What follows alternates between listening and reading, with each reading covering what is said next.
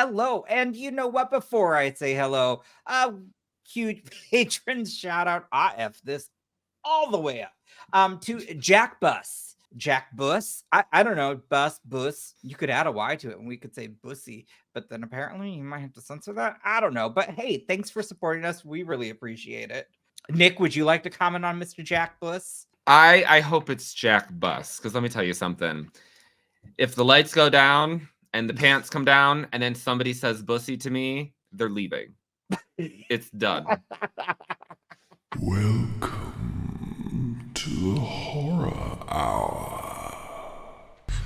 We all go a little mad sometimes. Forget you.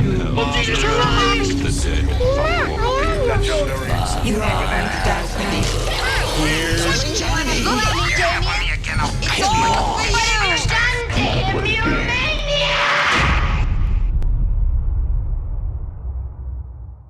Welcome to the Horror Hour, place we discuss, we debate, we disagree on all things horror. I'm one of the co-hosts here, Yutaka. Hello. And today I'm joined with or by, I always forget how to say that. Grammar escapes me. Hey, Nick, how are you? Hungover. But other than that, tell. I'm good. I got my Pedialyte shit, so we're good. We're good. Today we're going to talk about our favorite horror movie scores. Oh, insert grinder joke. Oh my god. So yeah, we're going to talk about that. I'm nervous. I have a couple. I know Nick is very good with horror movie scores, so I listen to a lot of them. Yes, I'm expecting him to bring the boogie, so to speak. And I'm just gonna like hop on, kind of thing. Not like that, but you know what I mean. Anyway, so Nick, you're on a roll today. I am. I have to film a review later, and that always makes me nervous. Anyway, so Nick, tell me, what's your first horror movie score that you want to talk about? So it's not from one of your favorite movies, but we're just going to focus on the score, okay? Not the movie itself, but the score for the 2004 The Grudge by Christopher Young. Okay. It is so beautiful.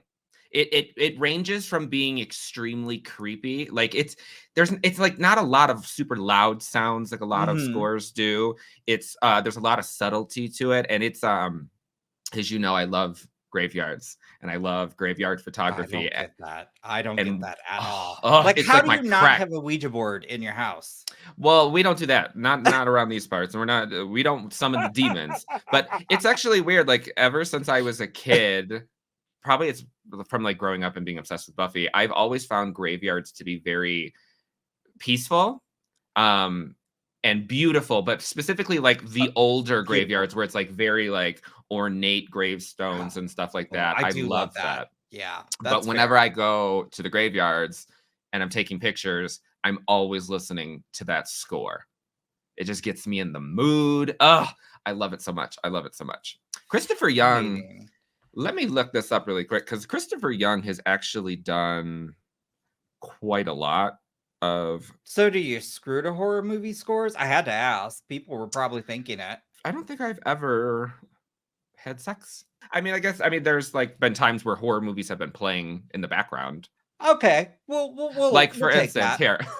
Wait. On so you know how on Grindr you can like save phrases or whatever to send so you don't have to constantly keep typing things out when people are like, what are you into?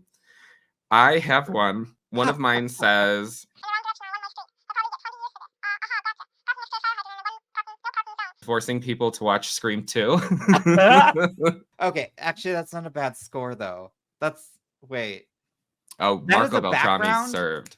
Yeah, that background noise I would approve. Yeah. Oh yeah, there's nothing like boning it out while Cece's getting chased through the house. Nothing like it. Oh god damn. That's such a good scene too. Mm-hmm. Yeah, I see what that score is really good now I think about it. But Christopher Young, he's done Hellraiser, Species, Urban Legend, The Exorcism of Emily Rose, Drag Me to Hell. He's done a lot of stuff. Okay, so that's funny because I was thinking about putting Hellraiser on here. So that's good to know that he did that because Ooh, Hellraiser's. So he really, well, no, Drag Me to Hell had some jump scares as well. But Mm-hmm. what it sounds like, though, from a good portion of those, which I like, which you're correct.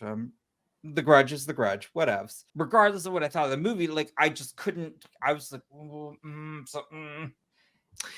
I was like, he was like edging me with his score. Oh yeah, he inserts a lot of, especially within the Grudge score, he inserts a lot of how would I describe it? It's kind of like the sound of like a door shutting, but like echoing. Like say like you're in a parking garage and it's an empty parking garage, and you hear a door shut and it echoes. He has a lot of that, and I would be makes my heart very stop thinking of that. I would be curious to know if he actually like incorporated anything from like Japanese culture into the score, because it doesn't sound anything like his other scores. No, I may have to look that up because I've been on a Japanese show and film kick. So okay, ooh, but yeah, no. Oh, the way you said that though, I remember when I used to work somewhere where there was like a 3-car garage, and I would be like leaving work at 11:30 at night, and every sound just felt amplified. Mhm. And you hear something, you're like, Yeah, like my parking garage here, even though like Teslas and stuff, you don't like, they don't have the same sound as a normal car. yeah. They're much quieter. Even in my parking garage here, from like 3 floors up, you can hear if a Tesla is coming down. Everything echoes, and it's scary as shit. I hate it. Ugh. Okay, all right. What is yours? I didn't know he actually did the score, but I love the film, and I think part of it, one, I think it's just because it's so raw and realistic. But two, and it's funny because I love this. Metal Scrapes Howl like a free jazz sax solo. Oh, that's great. Texas Chainsaw Massacre. Toby Hooper and Wayne Bell. I didn't know he did that actually. That score, well, that movie is very unnerving in so many ways just because of the visuals, but I think also part of that is just that score. It really elevates. Like, ooh. I can't even think of what the score sounds like. But not because it's like not good, because like I remember well, I take that back, because I do remember the score when Sally's at the dinner table. Well, and also the idea of the opening too. Let's talk about that, because that what is it, like the camera flash bulb and then the There it is. Yeah. Oh yeah. my god, is most like I don't care where I am, what it is. I'm like, I'm gonna die. So is that like the sound effect, like the camera thing? Is that part of the score, or is that just something that's like added into the movie? Because it's like a very iconic sound. Well, it is, but well, I feel like it's amplified though, because I think of when those cameras would go off in that flash bulb, but then there was still that what'd you call it, like a tinge or like I do not feel that would be part of it, and I feel like that led into the score. Do you feel like the score was more effective in the original movie or in the 2003 movie? Original, because I think with the remake, I will say like the remake went hard in terms of it. I watched the original and I love everything about it, but I don't focus on the movie so much as either the surroundings or the score. But with the remake, I am focused solely on the characters, Mm-hmm. and the vibe that's happening. Like, oh, I mean, Jessica Biel plays a much better lead than who played Sally in the original, unfortunately. Well, and I do think there was just some elements in the remake, especially. Oh God, I don't remember the character's name because they're all disposable in a sense. But when that dude is asking her to kill him because he's like can't get himself off the hook. Oh yeah, I feel like I just always think back to that scene and I'm like, why did she have to kill him in the most gruesome way possible? She didn't make it easy. Like she could have just like hit him in the head or something. She's like, no, I'm just gonna. Right. Let's Actually, make I it as still painful as remember possible. when Leatherface took that like the salt and the like paper wrapping. He was petty. He was petty for that.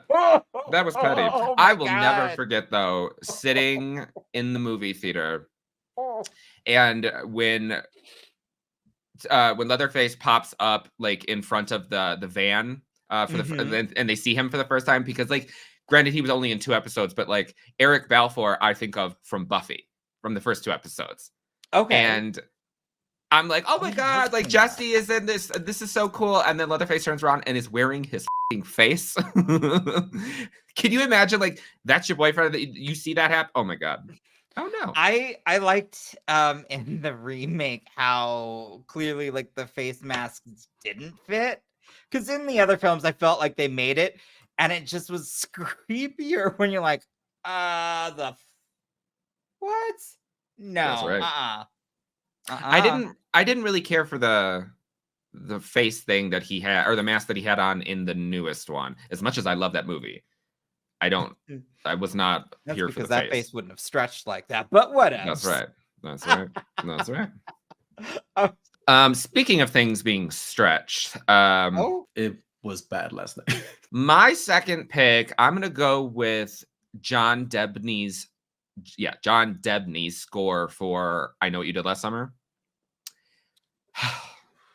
It is so Okay. beautiful. It is beautiful, and it's That's a new way to phrase that. oh my God, especially like When do you find it beautiful? That like so Julie's theme, okay. specifically like when she first returns back home and she gets the letter and she's sitting in her bedroom at night and she's like looking out the window. Mm-hmm. I love it, but I love you setting the mood like that. Okay, work. Uh-huh.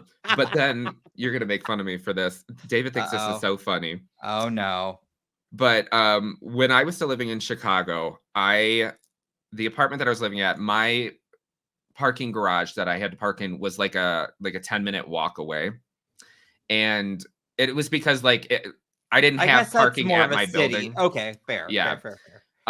And whenever I would like come home late at night, I would park and then I would be like have to walk home, and and I was like downtown in the loop. So there was nobody else out on the streets at like 3:00 in the morning. So it's kind of eerie in and of Already gets itself. me. Okay. But I would like put on these headphones and I would put on the score for Helen's Chase, and I would full on be like, I was like, I hope nobody is looking out their window right now watching this, because I would be full on giving a performance. Like you could be sitting at the window, you hear somebody outside, Elsa! Nick's gay Okay. ass. He's home. Okay. I think any queer does that. Not maybe to that theme, but yes, I can think of several. Like, if you know you've got like a long walk, you put on something like you can either like you are just feeling yourself. So I That's can see right. that. That's Mhm. right. Yeah, David. I told David that, and so when I first moved here, before he moved here, the hotel, when he would come and visit, the hotel that he would stay at is literally 2 buildings over from my apartment complex. So it would be like late, and he's like, "All right, like I'm tired, I'm going to bed." So he would go and he would message me, and he was like, "So I just got to the hotel," and he's like, the streets outside are so dark." And he goes, "I put on the score from Halloween Kills when he is chasing Lindsay through the forest or the woods or whatever." And he's like, and I was running to the hotel like Lindsay. I'm like, this is why we're besties, because we do the same dumb shit.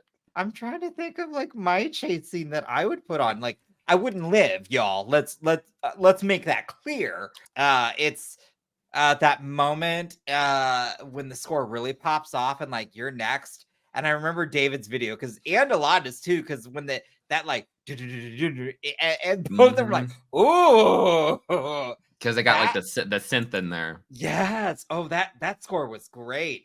And so that scene, like I could see myself like that's what I would put on. Yeah. There you go. Mhm. I support it.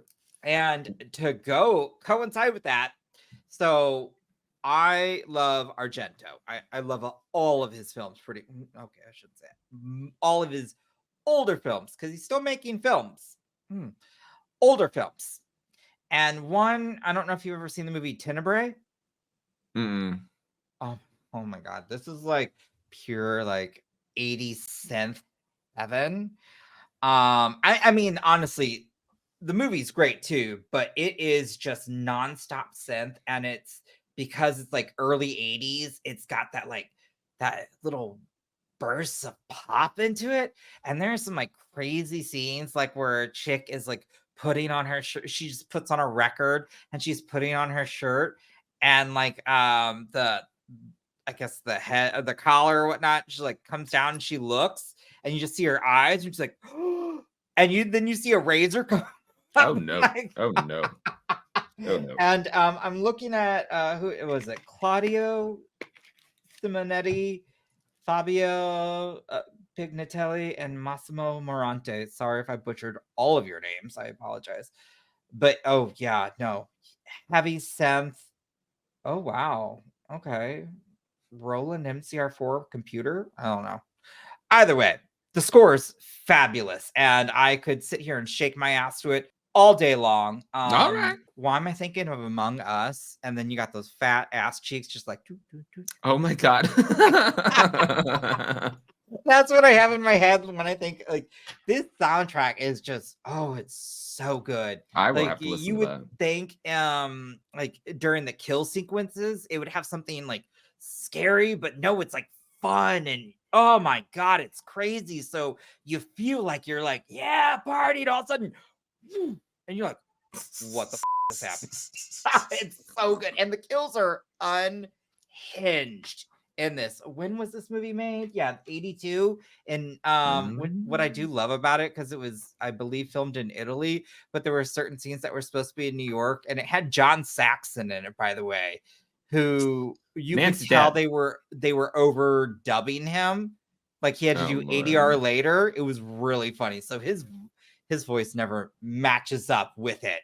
But oh my God, Tenebrae, my favorite Argento film ever. And that soundtrack, if I had sex to a horror soundtrack, like purposely were to put one on, that would be it, because of the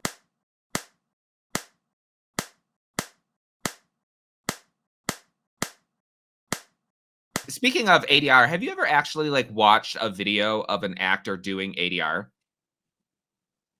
oh, I want to It make is a Madam Web comment so bad, but go on. Oh, No, I have it not. is. I remember watching a video. It was like a behind the scenes thing, and it was the guys from Supernatural recording ADR, and it's like they're like watching themselves on the screen as they're fighting, and they're like, uh, uh, and I'm like, this looks so stupid. It's What kind of is like it it? reminds me So of bad. with Buffy, with the first like season and a half, when you hear the stunt woman making like the grunts and sounds during fights. It's not Sarah Michelle Gellar, but then she was brought in to record sounds, and it's like they recorded 7 or 8 sounds for her, and they've used those same sounds throughout the entire series whenever she's fighting. And there's times where they'll add in like the sound effect, like say she's like going to do a kick or something, and she'll go but she doesn't even move. Like there's this one time where she goes to like stake a vampire, and she's like, I mean, I'm like, that sound though is like, when you say that, I know exactly the sound that like plays in my head. I never even thought about that. I love it. That's I love it. amazing. I mean, it's an iconic show, which, guys, by the way, George's reactions are getting ready to like drop.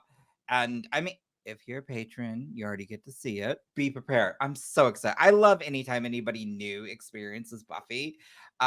Because I remember growing up with it. Like I don't remember it as fondly in terms of like details like you do. And like, Oh well, I have unlike an Ian, illness. but I will say I remember like being like sitting down and watching that weekly because I didn't want to miss it. And then yeah, y'all, this is before DVR. So, and I mean, we had a VCR, but no way was my mom and dad gonna let me sit there and record Buffy over their primetime shit. No. You go to your room and you watch what you want to watch. Oh yeah, I remember clear as day watching the very first episode. I watched that shit every single week. I like that was how my parents would if I got in trouble and I did something, I didn't get grounded. It was you can't watch Buffy next week. I bet you were mad. Oh, I my was God. pissed. I was pissed. Now, spoiler alert, if anybody has not got up to the end of season 5 of Buffy, tune out right now. But you know how season 5 ends. Yes. I don't remember what I did, but I got in trouble and my mom was like, "You're not watching the finale." And I was like, how dare you do this to me? This is a hate crime. But like whenever they would do that though, whenever I would get in trouble and they wouldn't let me watch Buffy, they would always record it and then just allow me to I would basically have to wait a week to watch it. And they had recorded it and I got home from school and both of my parents are sitting on the couch. I walk in and it was just like weird. It was just like weird. They were never just like my dad was usually in the garage working on cars. My mom was doing something. I walk in and they're just both sitting on the couch staring at me. They're like, "We've decided that you could watch Buffy." And I was like, "Why?" And they're like, "We watched it earlier and we've decided that you could watch it." I was they were hateful. They were hateful. They sat on the couch. I sat there in front of that TV. That episode ended and I couldn't move. And my mom goes, "Nicholas?" And I went, "No!" And I just started bawling. Oh, a nightmare. That is so petty. I shouldn't have, but I'm thinking of that. Oh my God, that finale and the oh, that Devastated. did you learn your lesson though? That's the question. Hell no. Oh, well, then it didn't work. Well, Like Miley, I can't be tamed.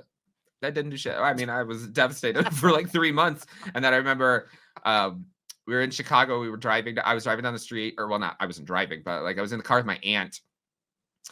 And I looked up and I just see this giant red billboard and it was just her eyes. And it just said, "This fall on UPN, Buffy lives." I screamed so loud that my aunt almost, she had to pull off the road because she almost crashed because I scared her. I was like, "What's happening?" Oh my God. But then we got season 6 and then I was even more depressed. season 7 was a good turnaround though. First half for me. I love the first half of season 7. The second half is just sloppy. I mean to be it's still fair, better like, than all television, but I had moved on to Angel by that point.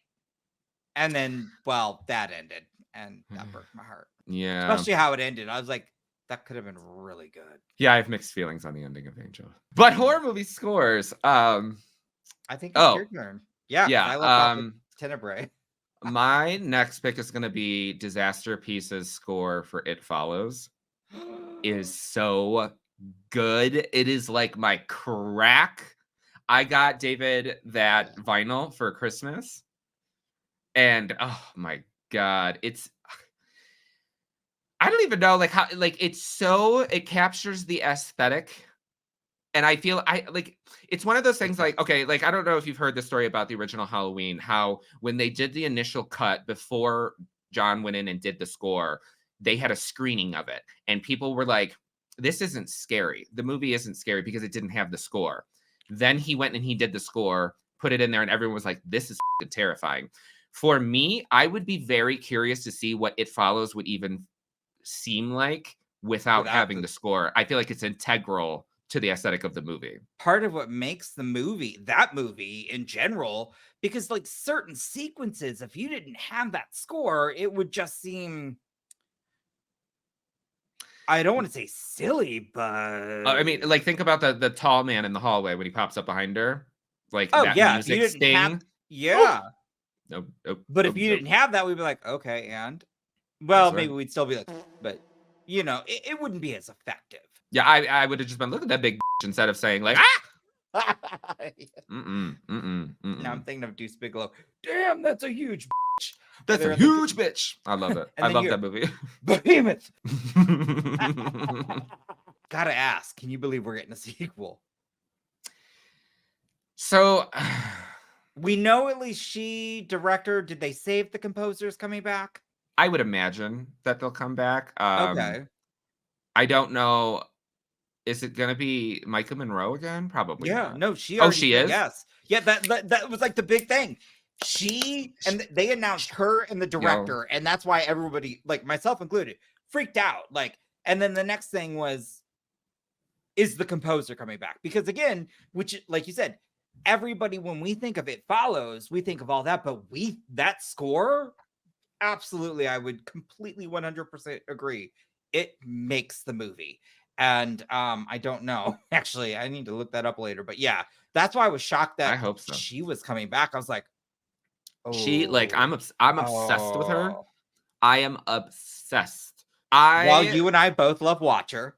Oh my, no, literally last weekend I was at a guy's house, and he was like, "Do you want to watch a movie?" I was like, "Yes, I'm gonna make you watch this movie called The Watcher." He's probably like, locks the door, And block, he delete. no, he doesn't really like he's open to watching scary movies. He just doesn't watch them a lot because he does get scared. And he's sitting there and he's like this watching the movie. Like he was terrified. And then I'm sitting over there and when they have the scene where she's in the red dress. And I'm just like, he's terrified. And I'm like, if I looked like her, I would have so many venereal diseases. I would be such a whore. Y'all don't even understand. She is so beautiful. Oh my God. My favorite though is that when she slams down the champagne glass and she's just pissed. walking and she walks down those stairs and that pans out and I'm just like, work. For me, every single scene, every shot in that movie is something that you could like screenshot and frame it. It's beautiful. And it's what's her I don't know how to say Chloe it. Okuno. She's the one that did in the one VHS short. Hail Ratma. Oh my God. We're gonna talk horror movie shorts at one point. But she did another short that you should look up and I think you'd love called Slut. Right? I know what you're thinking, but watch it. It's on like the Alter channel or whatever that that actually it's that horror movie short that like kind of was like Micah Monroe saw it and she's like, yeah, I'll do a movie with her. I would Like, let me you know, like I need to do this now. Let me look. And I promise you'll have fun with that. Like that horror movie short. I mean, oh, it's so good. It's so good. Oh, I'm excited to watch it. It's one of my favorites, and that's why I was watching an interview and Micah was commenting on that, and I was like, that is awesome to know that. Like she, oh yeah, but yeah, no, watch her. And It Follows. So, which also like, I know you don't watch trailers. So, have you seen any of the trailers for Long Legs? Is that game that people keep playing? No. That's the horror movie that nobody knows what the it's about. Oh yeah. I did not watch the trailer for that because I want to go into that completely blind. Okay, all right. I don't even know the plot of it. Nobody does. That's the best thing. The trailer gives for once. That's how the trailers should be. Gives nothing away, and it's so maybe a little bit, but for the most part, like it dropped 3 teasers, and all of us were like, "What's going on? It's creepy. Oh my God!" And then we watched the trailer, and I'm like, I still don't entirely know what's going on, but I can't wait to watch it. Well, that confirms that this means it's not Blumhouse, right? Because with Blumhouse trailers, you would have watched the entire movie. You not only watch the entire movie with the Blumhouse trailer, you're also watching the deleted scenes and the alternate scenes. They put everything in there. The making of, it's ridiculous. Oh, well, now I need to see who's making this. Hold on, because it's definitely not them. I don't think it's A24 though. That's what. Oh my God, Micah Monroe is so young. I feel old. How old is she? She is 31. Oh, Neon. Neon is starting to become a serious contender in horror movies, by the way. What did they do? What was their last big Parasite was their last. Parasite, Titan, Triangle of Sadness, and I haven't watched Anatomy of a Fall. That's on my list though, because I've heard nothing but great things about it. Oh, I've seen I, Tonya. Oh yeah, they did that. Oh God, that was so good. I started watching Possessor, but then I turned it off. Oh, fair enough. Well, it was a good one to me. Wait, Possessor, is that the one with? Let me look that up. Who's the girl in that? Oh, let me look. Hold on. Because I think that's the chick from the latest Grudge movie, which was horrible. Oh yeah, I think you are correct. Yeah, I think that's her. Yep, that's her. Oh, she's the one who. That's so funny. Oh my God, the one that like that year like was crazy with the Oscars, but you know, Sean Bean is in that movie. Which one? Okay, Possessor. Sean Bates. Everybody got mad at me in my reaction for the first Silent Hill because they're like, the fact that you see this man and you go, that's the guy from The Hitcher, and not that's Ned Stark. Okay, I'm to like, be I fair, forgot. he was in He was only so in the many first things season. before Game of Thrones. I'm sorry, Lord of the Rings. Does anybody not remember that shit? Well, I've only seen the first one. I'm doing them all for Patreon. And, that's a Well- commitment because that shit is like 3 hours long. And then on Patreon, they were like, can you watch the extended director's cut? I was like, you got me f***ed up if you think I'm sitting here for like 4 hours watching this shit. Oh, no. Oh, no. Okay. This film though, it was a Patreon request that I had for you, and it's one of my favorite things. Just seeing you go into this, I know what it is. What the hell is this? Why is he making me watch this? And it should be on Spotify. Lamatos. Yeah, Lamatos, I think is how you say it. But Turbo Kid soundtrack. That soundtrack is fire. That is one of those soundtracks that is in my just infinite like I'll put my songs all in shuffle, and when it comes up I'm like, I already know. I'm like, it's from Turbo Kid. Yep. Ooh, I love it. Like it just it hits so good. And it is again synth heavy. Oh yeah. I mean, I love synth. My favorite band is Synthwave. That's the shit I listen to every single day of my life. And that is like a good, like the Turbo Kid score is a good score, like, because I love night drives. That's like, that's what yeah, soothes that me would out. be a good one. Putting that shit on when I'm driving in the mountains at night, it is so good. It sounds like that would be like heavenly and creepy at the same time, because while I would be relaxed, it's the fact that you're surrounded by total darkness except for your headlights. Yeah, it's when I was driving the other day, listening to music, and it's pitch black in the mountains until you sort of like come around certain curves where the moon hits stuff, and your eyes sort of adjust, and you realize like you didn't like see what was on either side of you because it's so dark, but then all of a sudden you get a little bit of illumination and you realize, oh, there's a big cliff right here. Like I'm next to a cliff, and if I go over the guardrail, I'm dead. So that was a little scary. I like to live on the edge. Oh God. Okay. Well, guys, true story time. Because that makes me think of one of my dead relatives. May they rest in peace. But it was I believe a highway bridge or whatnot, and they didn't realize, they thought when they were trying to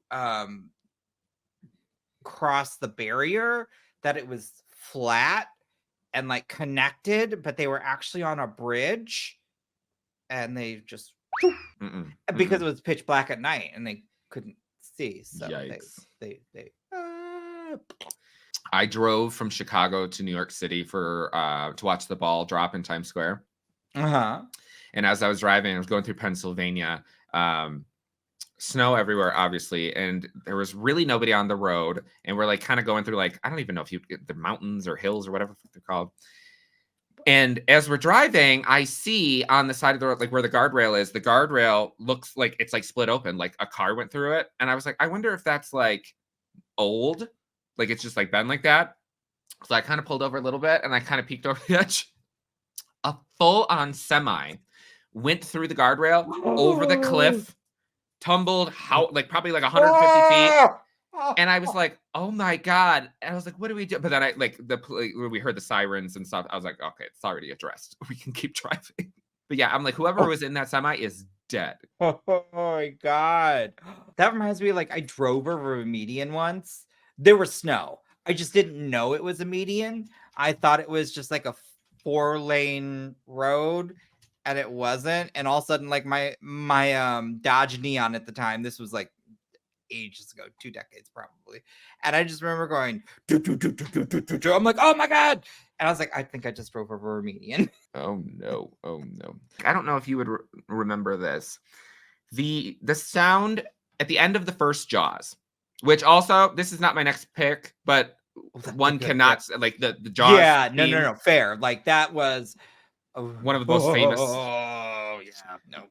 But there is a It's like an 80s like action horror movie, and I don't remember the name of it, but I remember it. There's a scene towards the end where a semi goes like over a cliff or something like that. But the reason I bring this up is the sound after Brody blows up the shark and you see the shark sinking in the ocean, and you hear this like groaning sound, which is, I guess they think is supposed to Do be the shark. not tell me it's from that. It's literally the sound of the semi going over.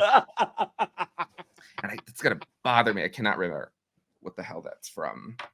I think it's like a John Carpenter movie or something. I don't know. I'll figure it out. I've got a couple more now that we're talking about it. I won't go like crazy in depth because my thing is like I remember the movie and I remember the moment I was in, but I can't remember some of the score, but I still remember like it was very important to me. So I've got like maybe 3 more like that I'll briefly touch on. So I'm curious, do you have any more? Oh, well, of course. My Spotify Love Wrapped this. from 2023. My number 1 most played artist was John Carpenter. There's nothing actually wrong with that. I love that. When I'm editing, when I am like during my day job, everything, I'm usually either listening to the score from The Fog or I am listening to the score from Christine. So good. Don't hate me because I don't remember the score from Christine. Like I truly don't. So now I'm going to have to watch that tonight, which It's is fine amazing. because the movie's good, but I truly don't Yes. remember the score. Ooh, It's okay. all right. wonderful. Ooh, I'm Both excited. of them. Both of those scores are The just, Fog like, score, I mean, that's yeah. But Christine, I truly don't remember. when I met it's Adrienne been Barbeau, I months. was like, let me tell you something. I You would have stunning. melted. Oh, she was the cutest little thing. She was like, she came up to like my nipples. She was so tiny. She was so cute. She was so sweet. I was like, listen, my grandpa, like you were his everything. And she's like, oh, that's so sweet. And I was like, but you're also like my everything. I was like, I watch The Fog at least every other week. I'm like, I listen to the score almost every single day. And she's like, really? And I was like, it is so good. And I was like, your chase scene is so good. I love you. I love that movie. I was like, I'm going to stop now before you call security. I was so excited to meet her. I love But yes. that. But yeah, let's see. The Fog, Christine. I would say the first 5 Friday the 13th movies, Harry Manfredini's score is just iconic. Fascinating. Let me look this up actually, because I think he did almost Harry Man. I'm actually not. So I know a lot of. Well, I shouldn't say a lot of people, but I know there are those in the horror community, or maybe even those on our channel, that are not a fan of Friday the 13th. But I actually enjoy the series. I'm not saying it's a great series, but it's fun as. It's And I will say that, yeah, the score is pretty good. yeah, he did all of them, including Jason X, and that was the last one that he did. But I feel like that's also like one of the things that I like about that is Bravo. the fact that there's so much consistency. That's that's what's that's nice because that again, ooh, I love that. Okay, that's fair. Because okay. that was one of the things that really it like Scream 5 and 6. It to me that is generic horror movie score. There is nothing distinct or memorable about those scores. Now the first 3, those are like crack to me. We don't talk about the score. Whatever. I think he was like on LSD or something when he did the score for part 4 because that was some bullshit. Tell George that. it was very Scooby Doo the score for 4. Wait, isn't Mikey Madison going to be at a horror convention? Don't tell David. I thought you guys might be. It's in Florida, so I didn't think you guys would go. But I was like, hell no, not to Florida. Although I did see that Juliette Lewis is going to the one in Ohio, and I'm like, I might have to go there. It's Juliette Lewis. Mikey, oh yeah, I need to tell David because David will be like, "We're going to Florida tonight. We're going to Florida." Literally, he's obsessed with her. We went, and we It's her first, I think, con appearance. I saw that, and I was like, and people were freaking out. Even I was like, I was like, maybe I should go, but I was trying to see who else was going. Like, I'm gonna be like, your ass didn't kill Dewey. That wasn't you. You didn't grow 5 feet when you put on that costume. But like David is so obsessed with her. We went, we were at this place buying candles the other day, and like this is oak moss and amber, and he's like, oh, amber. Oh, amber. As soon as he's like, I gotta get it just because it says amber on it. I was like, shut up. I would be like in line and I'd be like, how much do I have to pay so I could have somebody could actually use my phone to take a video and have her point to me and say, "Welcome to Act 3." Wouldn't that be She that served. would be She iconic. served. That is I think That might be is my second favorite reveal. it's Or well, so- no, I yeah, that's don't- my second I'm a- favorite reveal. Ooh, I'd have to think of that. But like that reveal, and just like the head tilt and oh my god. Anyways, back to horror movie scores. You know, I also got to bring up Terrifier 2 soundtrack. Oh yeah, That score, like just the intro, or well, not the intro when the coroner's getting it, but before, as we're getting to meet Sienna. Like when Oh she's my making the yes. Oh my god. yeah. So that like, is that is like butter. Oh my god, it is. It's that so is good. called The Equalizer, Not Alone by The Midnight, and it is I have the vinyl. Midnight. Midnight. Oh my god, I was gonna I think you might have posted. I saw they were touring with Chromeo. I am going I to see them wanna multiple go times. so I already got bad. my tickets. I think they're coming to Kansas City and Chicago, so I've got to go to one of those. But yeah, I'm going to the Chicago. I'm going to be at the Chicago one. But oh my god, like that score to Terrifier 2. Like I know a lot of people, you could hate on the movie, whatever, but that score is so good. So damn good. Oh, I appreciate the movie. I just don't. I will never watch it again. Fair. But The fact that I have to watch the third one like 37 times because I'm gonna have to edit it. Meanwhile, I'm just gonna watch it 37 times. Like trying to edit the sadness was already a challenge. And having to do Terrifier 3, I can only imagine. Oh, I'm God. so excited for Terrifier 3. But I have to say, like the Midnight, that like beautiful, incredible, like it's haunting and sexy all at the same time, and I love it. I've recently I really like the score for the Silent Hill movies. First one, yes. Second one, Well, the second maybe it's because one, I'm not a fan of the second film, but that first one I could totally agree with. Yeah. Yeah, I think that they reused. I mean, I didn't pay attention. I was trying to understand the incoherent plot of the second one while I was watching, because like that's what I'm editing, and I'm behind on editing. But That second game is let me put it this way: Silent Hill 2 in general, the game and the movie are very similar in that they just make no absolute sense. Like it is bonkers. And I didn't even realize it was what's her face at the end of the second one, Trinity for the Matrix. What's her name? Oh my God. Carrie-Anne Moss. Yeah, that's her. Oh She's shit, like the bad that guy. is her. I was oh gagged. my god! How did I forget that too? Yeah, I'm just laughing because of a joke I made in that reaction, because I said Sean Bean. I was like, you know what I heard about Sean Bean? He gives great head. I would like to give Sean Bean head.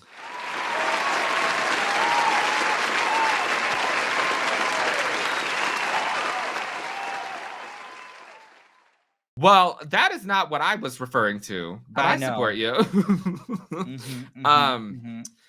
That's a great score. Actually, you know what? Hold on, because I have so many horror movie scores saved. Oh my god, I know you probably haven't seen this, so I'm putting this on your list, which Liam, cover your ears. I'm so happy you watched Best in Show. I have a film that it had no right to be this good, and a couple things. I love the Foo Fighters. I really do. I just didn't think they would make a good movie.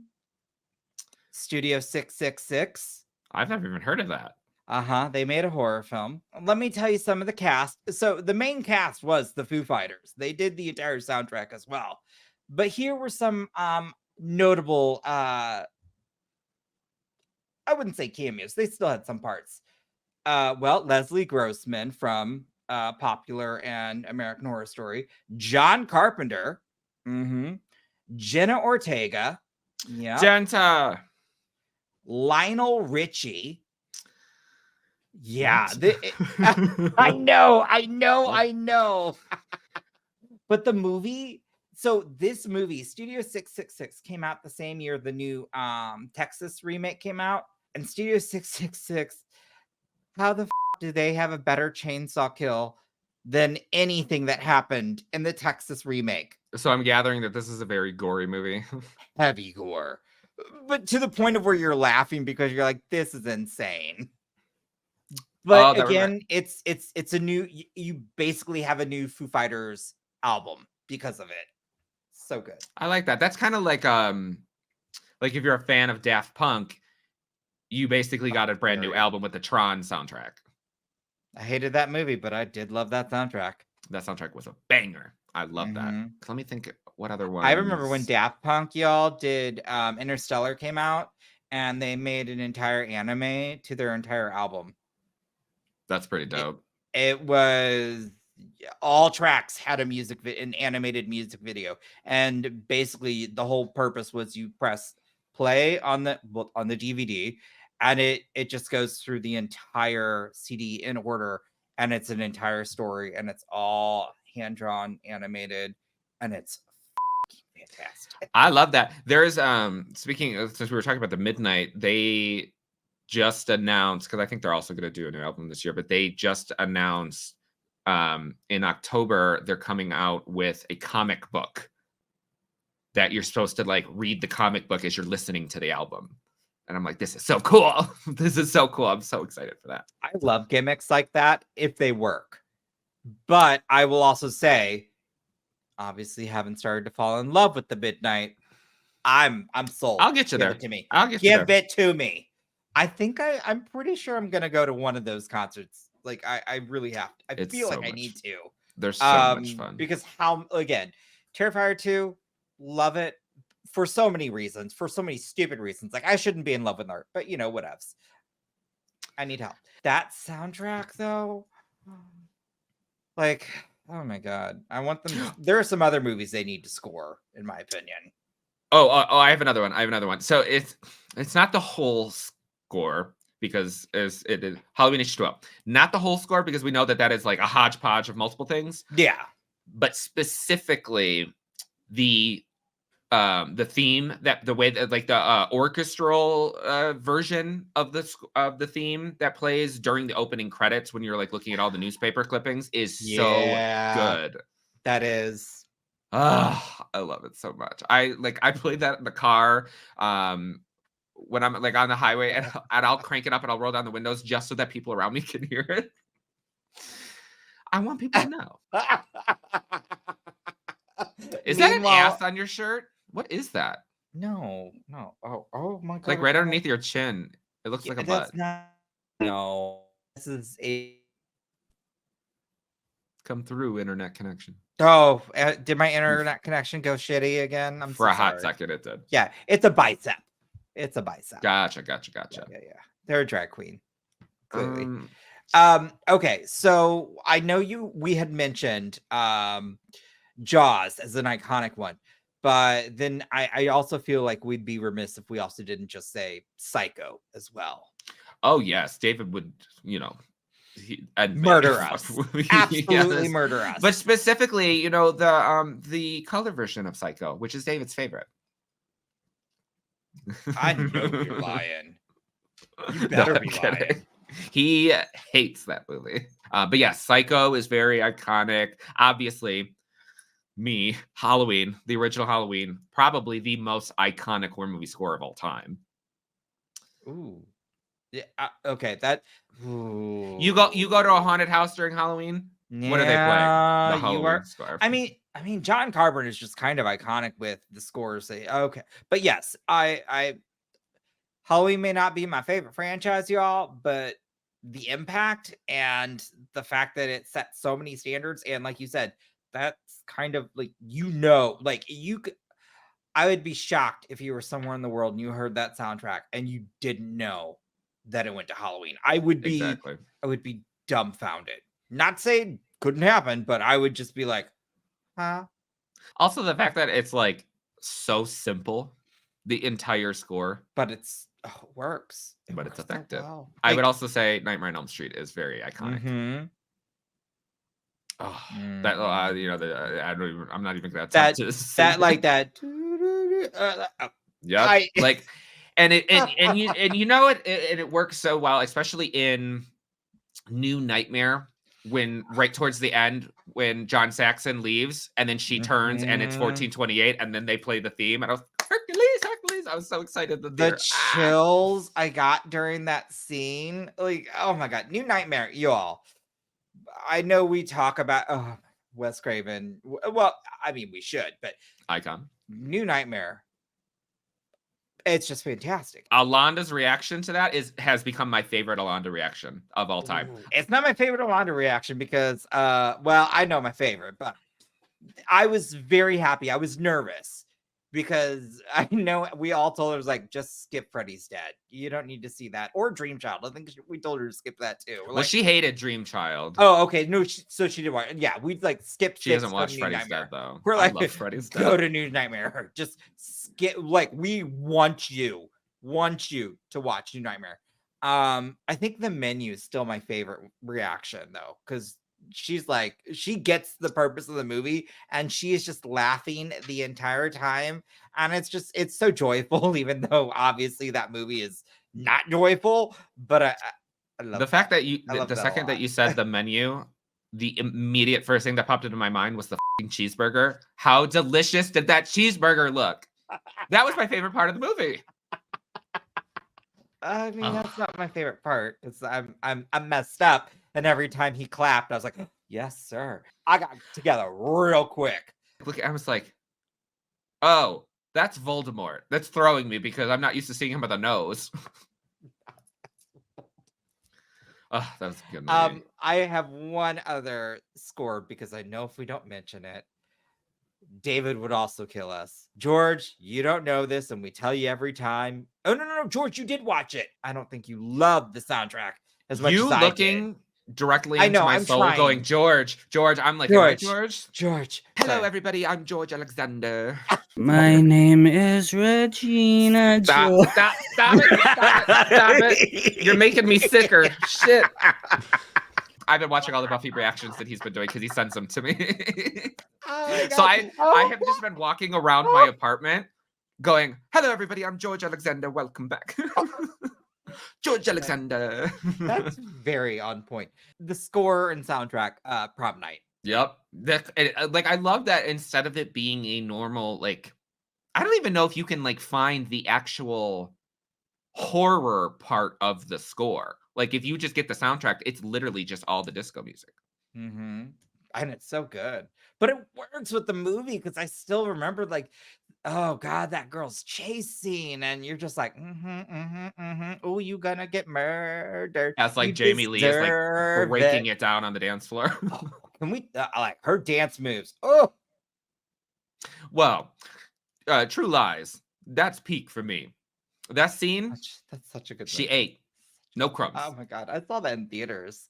You don't need to have a great score to make an effective horror film, but if you want to have a great horror film, in my eyes, there needs to be a great score. Without it,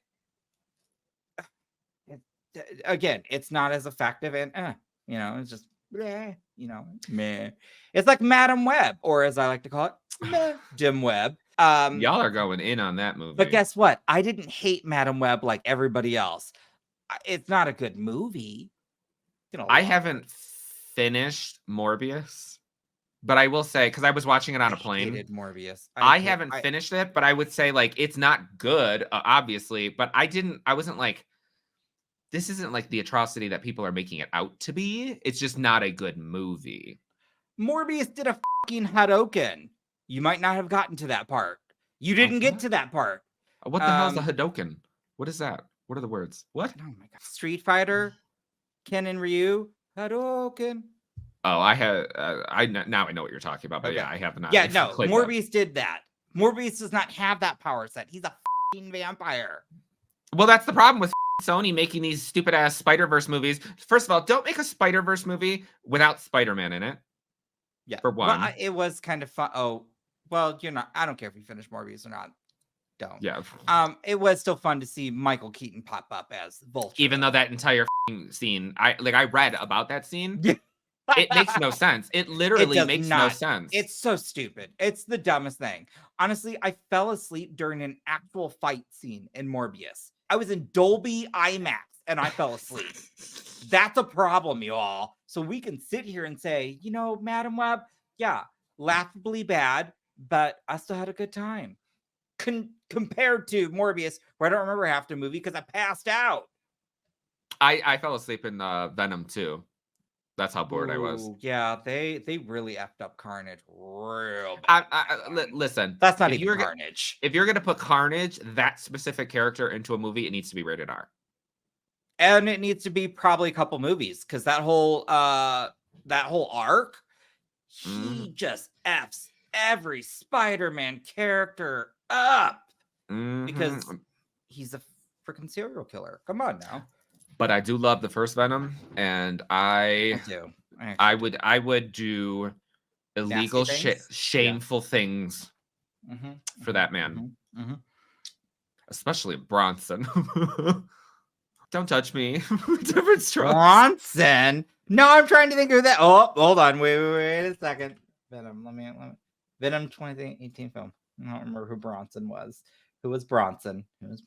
Oh no. Bronson is the name of the movie Oh. that what's his face is in. Oh, Tom Hardy? Yeah. What? And he is naked in that movie so many times, all the frontals. Pugga, don't put that up. Do not put a picture of that man up, because then all the comments makes sense. Bald, mustache, I'm gonna be like, shut the hell up. But don't do it, Pug. I swear. But I didn't even think of that. As I'm looking at it, that's not my immediate thought was not that. It was just that's a poorly lit poster. But anyways, y'all, needless to say, there's tons of horror movie scores out there. Let us know your favorites down below. I'd like to hear that. I'd like to read that. Yeah, I'd like to read that. So if you could, make sure you hit that like button, subscribe if you're not subscribed, notification bell so you're notified every time we put up new content. We do have a Patreon, at the Horror Hour TV, where you can see this early, along with some after hour content, but not like the after hour content, but on another level right now. Suddenly I get a new skin routine and I'm like, I feel great. But anyways, Nick, thanks for joining. And of course. To everybody. Oh, yeah. Also, trying to think of the last video you dropped. I was gonna the green room. Yep. Now I remember. Oh, go watch me nearly vomit at looking at Anton Yelchin's arm. That shit was nasty. It was. It's a great film too. Also, there's nothing better than Patrick Stewart being an absolute villain, because that was very weird. You never see weird. It. He is one of the most wholesome people. Yeah, and go check out his reaction. And he also got a Patreon where he just reacted to Best in Show. And if you don't know that film, you need to find Jesus. Yep. Till next time, y'all. Bye. You have been listening to the Horror Hour. See you next time.